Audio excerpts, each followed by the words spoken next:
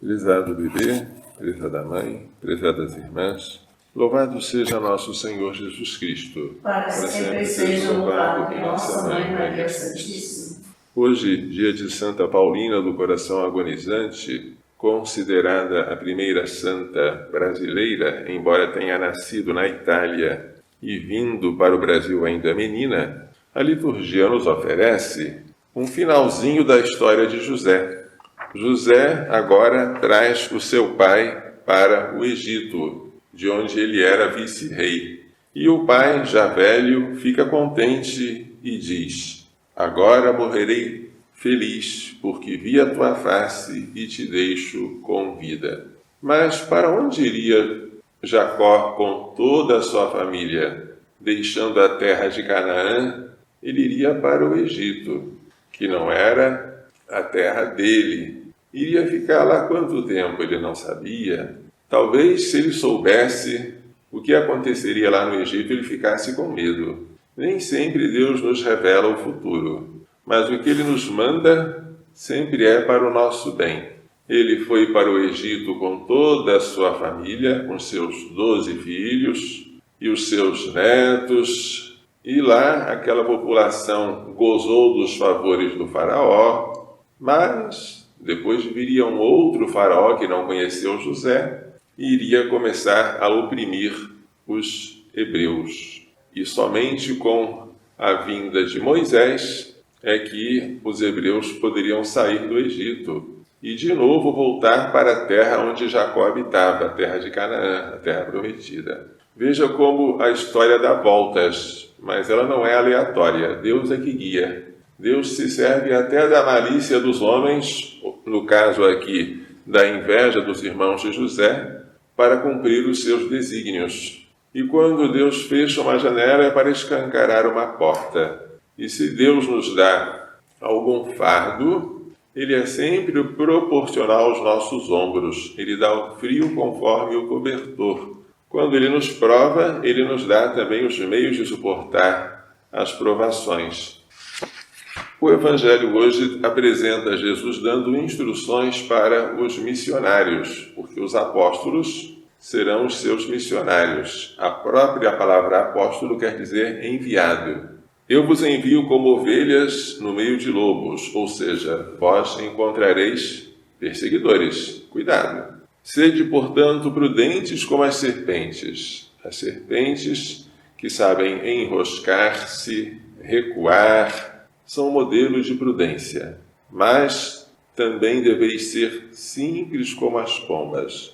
As pombas não têm a prudência da serpente, mas têm uma grande simplicidade. Temos que unir as duas coisas na nossa obra missionária. Tomar cuidado sem perder a simplicidade.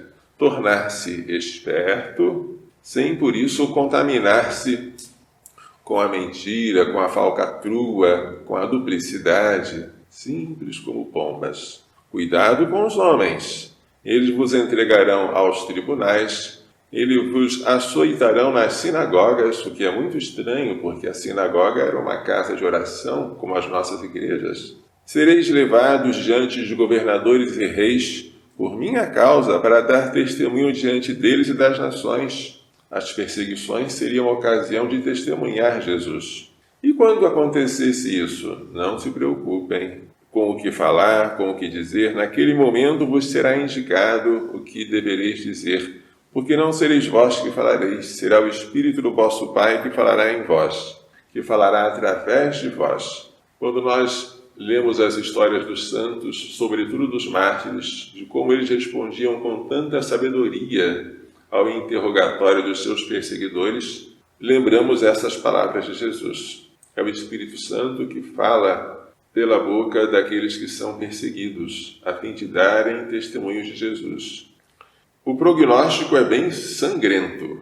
O irmão entregará à morte o próprio irmão. O pai entregará o filho. Os filhos se levantarão contra os pais e os matarão. Ou seja, por causa de Jesus, haverá divisões no seio da própria casa, entre os familiares. Isso é mais doloroso. A gente suporta melhor as perseguições dos inimigos, mas a dos amigos dói muito. Sereis odiados por todos por causa do meu nome. Jesus não faz por menos.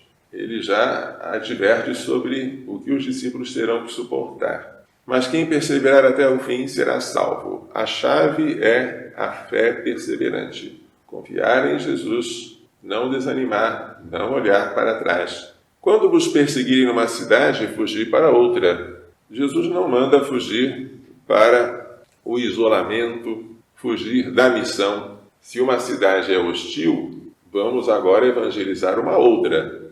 Mas não vamos deixar de evangelizar.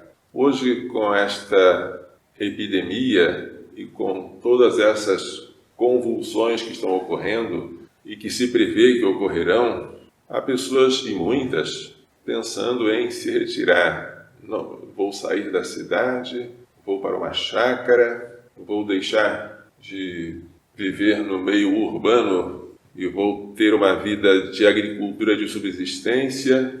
E eu pergunto, para quê? Para fugir do perigo. Fugir do perigo ou fugir da missão que Deus deu a você? Porque se fosse para você viver eternamente fora do ambiente que você deve evangelizar, Jesus não teria passado 3 anos pregando nas cidades. É verdade que ele passou 40 dias no deserto, retirado, mas a sua vida pública foi de cidade em cidade. Então nós precisamos redescobrir, reacender o espírito missionário. Não acabareis de percorrer as cidades de Israel antes que venha o Filho do Homem. Ou seja, o trabalho é muito grande. Não podemos nos recolher pelo prazer de fugir. Podemos nos recolher para rezarmos mais pelos homens, isso sim.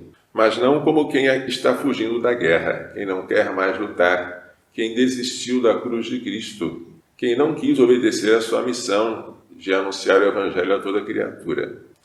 A santa que celebramos hoje, Santa Paulina do Coração Agonizante de Jesus, veio ao Brasil ainda menina.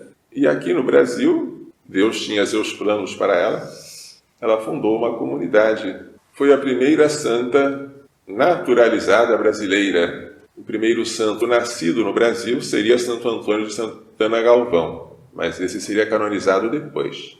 Ela, quando foi canonizada, se dizia a primeira santa brasileira. Deus tinha seus planos para ela. Ele tem seus planos para nós também. Como teve planos para Jacó, para José, para Abraão antes deles, como teve seus planos com Maria Santíssima, e ela nunca podia imaginar que os planos fossem aqueles. Nunca. Estava totalmente fora da mente dela. O importante, qualquer que seja o plano de Deus, é estarmos atentos para fazer a sua vontade. Que Maria Santíssima nos faça entender e pôr em prática as lições desta liturgia.